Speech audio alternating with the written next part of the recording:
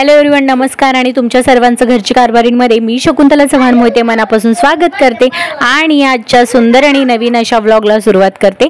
तर आजचा दिवस तुमचा छान आनंदाचा, सुखाचा आणि उत्साहाने भरलेला असं जाऊ देत। तुमच्या मनातल्या सर्व इच्छा पूर्ण होऊ देत आणि आज जे काही तुम्ही ठरवलं असेल ते सगळं काही तुमचं सत्काराने लागू देत अशी प्रार्थना करून लगेच व्हिडिओ सुरू करूया।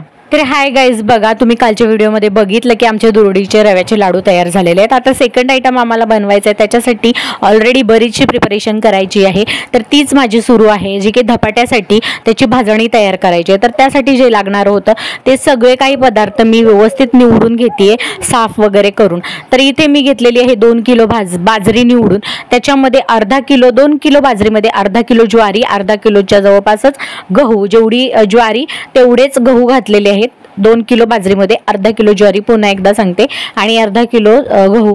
त्यानंतर 1 वाटी तांदूळ आणि 1 वाटी चण्याची डाळ घेतलेली आहे। हे दोन्हींचं प्रमाण सेम घेतलेलं आहे आणि हे सुद्धा निवडून व्यवस्थित मी घेतले। त्यानंतर ह्याच्यामध्ये 1 मूठभर असतील एवढे धणे घेतलेले आहेत, ते पण निवडून घेतलेत। 2 मोठे चमचे जिरे आणि तेवढंच ओवा घेतलेला आहे। आता हे सगळं मला छानपैकी परतून घ्यायचंय आणि छानपैकी गरम करून घ्यायचंय।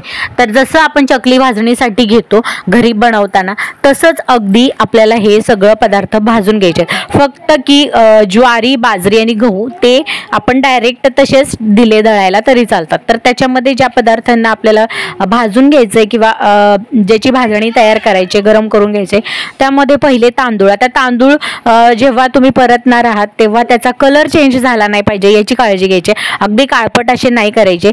जसा आपण रव्याच्या लाडूसाठी रवा भाजला होता, अगदी त्याच पद्धतीने आपल्याला तांदूळ फ्राय करून घ्यायचे आहेत, त्याचा कलर न चेंज होता। आणि तांदूळ लवकर कडक होतात आणि पटकन त्याचं जे मॉइश्चर आहे ते कमी होतं। आणि हे फक्त आपल्याला यासाठी गरम करून घ्यायचं की गिरणीमध्ये आपण जेव्हा हे भाजणी देतो दळायला, त्यावेळेस ज्या पदार्थांमध्ये मॉइश्चर असतं ते व्यवस्थित दळले जात नाही, त्यामुळे हे आपल्याला गरम करून घ्यायचे। तर तांदूळ हे पटकन होतात, जसं सांगितलं ते टिप फॉलो करून गरम करून घ्यायचे। त्यानंतर चण्याची डाळ पण छानपैकी परतवून घ्यायचे। तर आता चण्याच्या डाळीला थोडा उशीर लागतो, कारण डाळीमध्ये मॉइश्चर असतं। तुम्ही जर खाऊन बघितलं कधी तर डाळ थोडीशी अशी चेंबट लागते, आपल्याला दाताखाली एकदम कडकड वाजत नाही। तर जेव्हा तुम्ही डाळ गरम करायला घेता त्यावेळेस तुम्हाला असं वाटतं की डाळीला डाग वगैरे पडल्यानंतर की बाबा आता ही भरपूर भाजली गेली आहे, काळपट होईल किंवा काय, तर मंद आचेवर भाजायची, अगदी म्हणजे बारीकही नाही, मीडियम गॅसवर भाजायची। आणि एक काळजी घ्यायची की भाजताना जरी तुम्हाला असं वाटलं कलर चेंज झाला किंवा काळपट डाग पडायला लागले, तर तुम्हाला ती दाताखाली चावून बघायची आहे। जेव्हा डाळ अशी कडक असा आवाज येईल, फुटेल, तेव्हा ती व्यवस्थित भाजली असं समजायचं आणि ती व्यवस्थित दळली जाऊ शकते।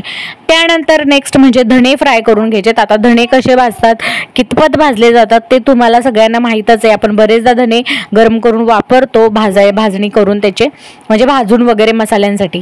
त्याच पद्धतीने जिरे आणि ओवा, तर आता जिरे आणि ओवा मी थोडं थोडं असल्यामुळे दोन्ही एकत्रच भाजायला टाकलेले आहेत, ते पण छान असे रोस्ट करून घ्यायचे आहेत। त्यानंतर सगळ्यात शेवटी मी हळकुंड घेतलेला आहे। तर हळकुंड तुम्ही तुमच्या पद्धतीने, आता हळद आपण नंतरही घातली तरी चालते, पण भाजणीमध्ये जर हळकुंड दिलं तर छान कलर येतो पिठाला ऑलरेडीच। तर माझ्याकडे जास्त नव्हतं, जेवढं होते तेवढेच हळकुंड घातले। तर आता पुन्हा करताना त्याच्यामध्ये ॲड केली जाईल थोडीफार हळद जर कमी वाटली तर। तर अशा प्रकारे तुम्ही बघताय सगळी भाजणी, जे भाजायचं होतं ते सगळं माझं तयार झालेलं आहे। तर ही आपली धपाट्याची भाजणी तयार झालेली आहे। तर बघताय तुम्ही अशा प्रकारे जे काही पदार्थ भाजून घेतले होते ते मी असे मिक्स करून घेतलेत।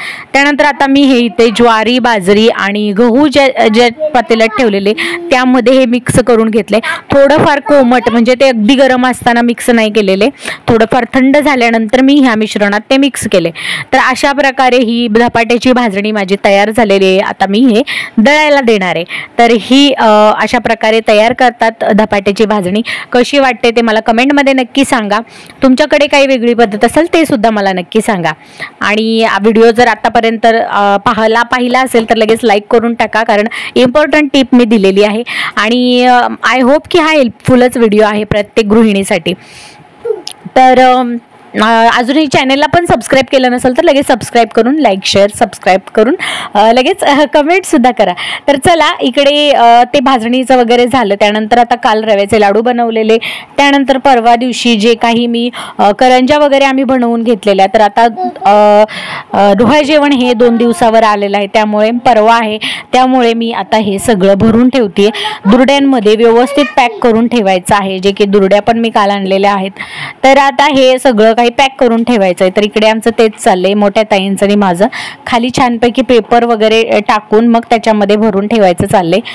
कारण जे दुर्ड्या आहेत त्या आम्ही थोड्या मीडियम साईजच्या आणल्यात आणि त्याच्यामध्ये जर म्हटलं तर पूर्ण फुल भरण्यासाठी अगदी मोठ्या प्रमाणावरती लागणार आहे साहित्य.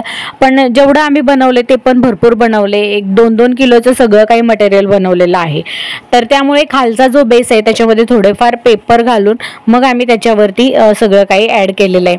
आणि मग त्याला वरतून जिलेटिन पेपर असतो, तो कचकडीचा कागद आपण लहानपणी म्हणायचो शाळेत, तर तो जो ट्रान्सपरंट असतो तो वरतून लावून मस्तपैकी ते दोऱ्याने बांधून घेतलेले.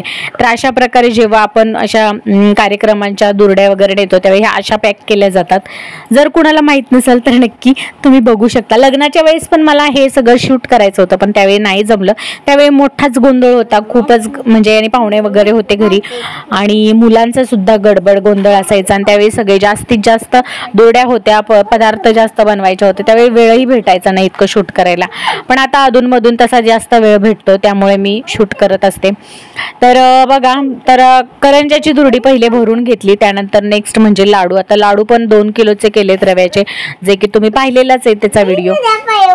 तर आता ते सुद्धा रात्रभर छानपैकी मी ठेवून दिलेले तसेच हवेला, त्याच्यावरती पातळ कापड टाकून परातीत, आणि मग ते पण भरून घेतलेत. आणि इथे तुम्ही बघताय की आमच्या ननंद भाऊजाईच्या छान गप्पा करत करत चाललेला आहे.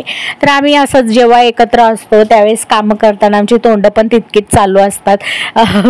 तर जे जवळचे आहेत किंवा काही त्यांना बऱ्याच जणांना माहिती आहे, कंटिन्यू आमचं चालूच असतं काही ना काही विषय. असं शांततेत आमची कामं होत नाहीत, खूप गप्पा करायला लागतात आम्हाला.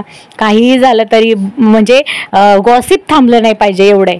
तर इथे पण तुम्ही बघताय की आमचं पण असे छान गप्पा चाललेले आहेत, इकडच्या तिकडच्या काही आठवणी, काही नेहमीच्या रुटीनमधल्या गोष्टी, असं काही ना काही गप्पा करत आमचं झालेलं आहे काम कंप्लीट. तर अशा प्रकारे बघा दुर्ड्या भरून ठेवल्यात. आता 2 किलोचे लाडू असून पण ते आणखीन खालीच दिसत आहेत दुर्डीच्या, पण असो, कारण दुर्ड्या मोठ्या आहेत त्यामुळे थोडे आतमध्ये दिसत आहेत. तर अशा प्रकारे आमचं सगळं काही तयार झालेलं आहे करून. तर कसा वाटला आजचा एकंदर व्हिडिओ ते मला कमेंटमध्ये नक्की सांगा. व्हिडिओ आवडला असेल तर चॅनलला लाईक शेअर सबस्क्राईब करा. चला भेटू लवकरच पुढच्या व्हिडिओमध्ये.